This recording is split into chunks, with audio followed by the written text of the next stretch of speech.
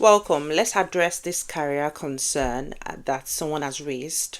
And the person has said, I have just finished from the university with a first class in accounting and I need to carve a niche for myself in the finance industry. How do I build a personal brand for myself? Now, this tells me that number one, the writer of this concern, they know the importance of building a brand. Quite it is something that a lot of people don't take their time to think about, including myself. When I started, I did not think that thinking like I could build a brand for myself. And when it comes to branding, and the way I think about it for career purposes is there is the internal brand that gets you the relationships that you can rely on your various jobs that you be on. And then there is the external brand, which basically is a distribution channel for you to be seen, be visible, and for you to continue to create impact, not just for yourself, but for others as well on a larger scale. So, I do have a video around building a brand, especially for professionals who do not have so much time. If you could look at that video, that will be helpful. But for now, I'm going to talk to you about a couple of things you need to think about. First is congratulations on finishing school with that grade. That's very helpful. That will open quite some doors for you, especially in competitive recruitment processes, especially if you would be able to especially if you'll be able to prove yourself during the interview process, should be able to land the opportunities that you truly do want if you can do the hard work of landing those opportunities. Another thing I would say to you is when it comes to having a niche for yourself in finance, I think at the early stages, I would not want you to go into the rabbit hole of trying to get to that point where you know exactly what you want to do in finance. The reason is because it is important that you allow yourself breathe and allow yourself experience as many opportunities as are available out there, so that you can then know the ones that you truly enjoy and would like to pursue long term. And what do I mean by this? What I mean by this is, if you get an opportunity first, probably maybe let's say as an investment banker, or as an equity analyst, or as a retail banker, or as a financial services products marketer, or as an auditor like myself, external auditor like myself, or as a consultant in other forms of business consulting. It depends on which aspect of finance or in the tech side of things. I want you to embrace those opportunities and know that no knowledge is waste, because you are going through, in the first few years of your career, you're going to go through a process of finding yourself and your career, and you would have a lot of mental confusion, you would have a lot of questions, you would want a lot of mentoring, and you would want a lot of guidance. But this is what I would say to you: do not feel pressure to define anything, because at the point of definition, you then come to a point where you're like, no, this is what I want to do and I'm off doing it. Meanwhile, there could be other things you could actually be better at if you align your talent and your day-to-day work. So I want you to find yourself in the process. So your first 5 years of your career, spend it finding yourself, spend it enjoying the things that you do, spend it raising your hands for opportunities, especially if you probably are single, you don't have a partner yet or a family yet.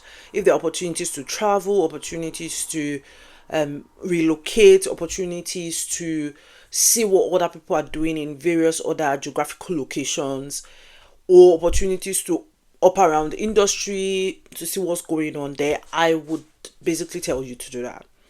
Because in the process of finding yourself, that's when you begin to say, oh, I actually love speaking. I didn't know I would enjoy it this much. Or I actually like pulling reports together. or I actually love playing with data, or I actually love organizing events. If there are some skills that are inherent, but we cannot see them or we cannot work with them until we are basically given the opportunity to work with those skills. And then that's when you begin to see like, oh, okay, I could actually do this. I've basically seen people build businesses worth millions because of something they found along the way. I've also seen people transition totally from one career path to another career path, and they are killing it in the new place. And they didn't know before transition that they would actually enjoy the new thing. Do you get that? So you spend your first 5 years enjoying what you are learning. So in the first few years, that is the point where you're learning above money, obviously, and find yourself. So get into programs, into mentorship programs like this. If you can find a physical mentor to sort of chat to from time to time, that will be helpful. My general rule of thumb is this: you may need a technical mentor in your industry, someone who has gone through the same thing you've gone through.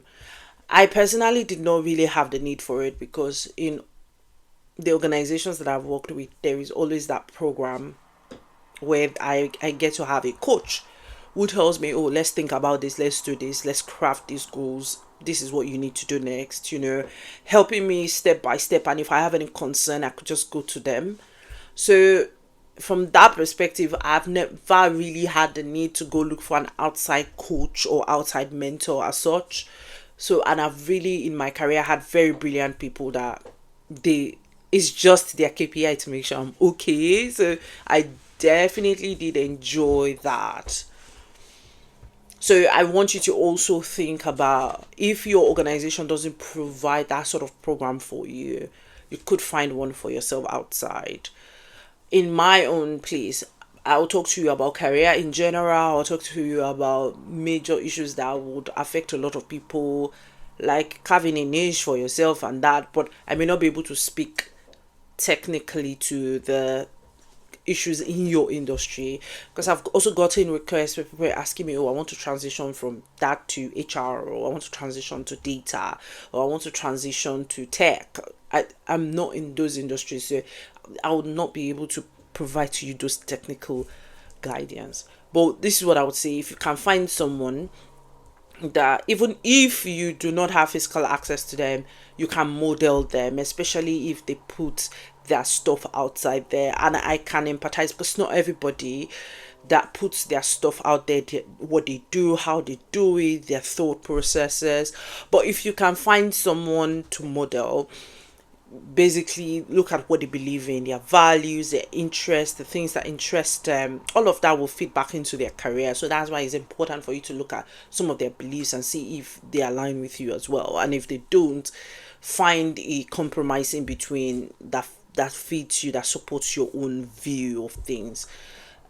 Model their physiology, and this is based on Tony Robbins model their physiology in terms of like how they carry themselves, how they talk, how they feel the space, how they feel the room. There are people that I look up to, that once they come into a room, for instance, some leaders I deeply respect, once they come into a room, they make sure they go around the room asking people how they are, having those small chats with them, trying to get their energy up for what's to come over the next couple of minutes in the meetings. So those type of things is what I particularly enjoy, and I like to model in people. You could also model their syntax, how they approach decision making, and how they solve problems, and how they use the people around them to come to conclusion on some matters. So you want to model their syntax. So it, like I said, it doesn't have to be anybody physical. It could be someone you see online, you really like their journey. Just follow them and pay attention to the undertone. So sometimes when I make my long form posts, there are some undertones within there that it only takes someone who is really deeply connected to me and probably in my line would understand some of those undertones, because it's not everything I can just put out there like that. So there are some undertones. So if you follow someone you could basically be like, you could be able to connect one or two together. And if you are a good consumer of their content, at a point all of their content will begin to make a lot of meaning for you. You begin to build this block of, oh, this is exactly, these are the beliefs this person has, and this is this person's point of view on life. So if I follow suit, so for instance, if you do follow me, there's some beliefs that they're just very fundamental. If you're a consumer of my content, which is hard work. You have to continue to work as hard as you can, but hard work is not a differentiator, so you must know that, because everybody is working hard whether you believe it or not. So in that case, you must be working hard on strategic things. So if you follow me, you would know that already. That is one of the things that I believe. I also believe that I'm in competition with others, whether I want to be that or not. I hear people, obviously, we all know you are in competition with the person you were yesterday and all of that. But in the real career world, sometimes you are in physical competition with people, especially if you have to go through some competitive processes to get to the next level and all of that. So you must continue to deliver the best of the best of the best of yourself.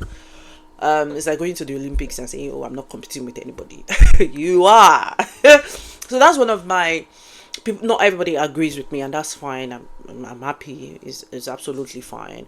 And one of the things that undertone that I believe as well is the fact that even though I feel like I'm in competition, I need to continue to deliver my best, so that the opportunities that I deserve come to me. I also genuinely believe that if I sort of have those, if I sort of give in my best and all of the things that I need to give, I would see myself competing against myself at some point, because I will see myself topped up there, right? And also the fact that I feel like I'm competing does not mean that I'm doing something outside of the shared goal. I'm trying to be the best towards the shared goal of the organization, if you get what I mean. So do not feel like you have to, oh, I have to be an insurance person, I have to be an insurance underwriter, or I have to be this now just because that's the first job you've gotten. Does not mean that's how you should go. So allow yourself, take hold of all the opportunities coming your way, and take it a day at a time. Live your truth. Follow me, follow my content, go and marinate in my content. It will show you how to survive and thrive and be excellent while doing your work. I promise you, it's almost a guarantee. If you marinate in the content that I've produced so far, my videos, my long form content on LinkedIn and other social media platforms, it will be almost difficult for you not to be doing well in your career. So make that as part of the things that you need to do. The other area that I will talk about building a brand for yourself. I've talked about it in many of my videos, so you'd see that coming up from time to time, but it's worth me talking about it here. There are two ways I look at it. Like I said initially, internal brand building within your teams. You need to be popular within your small team. It doesn't matter whether your team is a team of 2, a team of 3, a team of 4. You need to be popular within your team. So and that popularity is more of, what do you want to be popular for? Are you the one who asks, how can I help, how can I support, what's left to be done, how can we do it? Are you the fun person who is always looking to make sure everybody has their well-being on point checked? Are you the one who cares for people? Are you the one who checks in on people? Are you the one who is very reliable, like no matter what happens, or is always there? Like, are you the reliable one? Are you the technical nerd, or are you the one who solves deeply technical stuff? You're able to sort of interpret very technical things, you grasp things quite quickly. So who are you, and how do you make sure that you continue to build on those skills that you do have? That's one of the ways to build popularity and build a brand.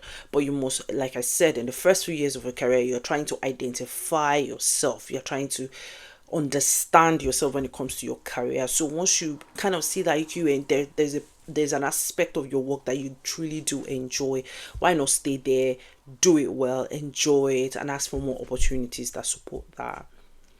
The other area that a lot of career people don't really follow on is the external branding.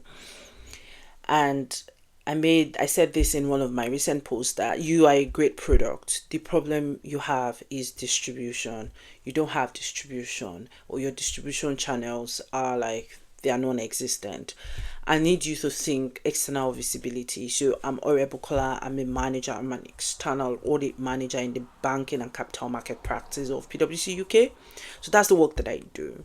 Now I come on LinkedIn every day and I write to thousands and thousands of people who gets inspired by my write-up every single day. Now, because I've decided to build a brand outside of my work, many people get to see me, many people get to see what I do, and a lot of opportunities come my way as a result of that, including people sharing job opportunities, asking me to stepping into different kinds of roles, that if I wanted to apply for some of those roles, I would have to go and literally find them. But recruiters basically hunt me like it's almost a battle, just because I've put myself out there. So I've basically cut off the whole process. Me going to look for the job is already in my DM. Do you understand? Just because I've put myself out there. So there is that. There is also the aspect of you just being out there and people just giving you opportunities that help you find yourself more. Every day I do find myself, because the kind of opportunities that do come my way, like speaking opportunities to inspire other people, webinars, different events and all of that. I've basically built my public speaking abilities over the last couple of years, and that has been extremely phenomenal. And that's because I've decided to build a brand outside of like my regular 9 to 5. Besides that, it just gives you some level of fulfillment as well, just because you can self-identify, and that's what's missing with a lot of people. They may not be able to really self-identify other than their work. So some people, the only way they identify themselves is by their work, or by their employer. But if you start building a brand for yourself, your name is enough to identify you.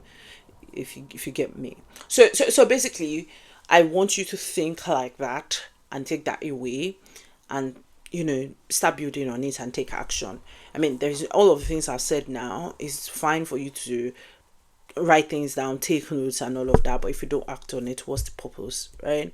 So it's important for you to act on it. Okay, I think that would be me responding to that particular career concern. Thank you very much, and see you in the next one.